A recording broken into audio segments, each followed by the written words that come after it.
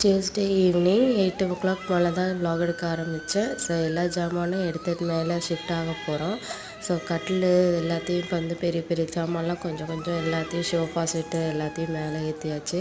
இன்னும் இந்த cupboards bureaus மட்டும்தான் இருக்குது. அதையும் கொஞ்சம் கொஞ்சமாக அப்படியே எடுத்து இது பண்ணுங்க. அதுக்கிடையிலே நான் வந்து டிஃபன் வேலையும் பார்த்துட்டு இருந்தேன். சுடு தண்ணி போட்டு எல்லாத்துக்கும் கோல்டாக இருக்கிறதுனால சுடு தண்ணி போட்டு எல்லாத்தையும் வச்சுட்டு இட்லிக்கு மாவு காலையிலே அரைச்சி வச்சுருந்தேன். அதை தான் இது பண்ணிவிட்டு இட்லியும் சாம்பார் மத்தியானம் வச்சுருந்துச்சு. சாம்பார் தான் இது பண்ணிவிட்டு சாப்பிட்டாச்சு. அன்றைக்கி டே இப்படி தான் போச்சு. ஓரளவுக்கு ஷிஃப்ட் ஆகிறதெல்லாம் வந்து பண்ணிவிட்டு கொஞ்சம் கொஞ்சமாக தான் பண்ணிகிட்ருக்கோம்.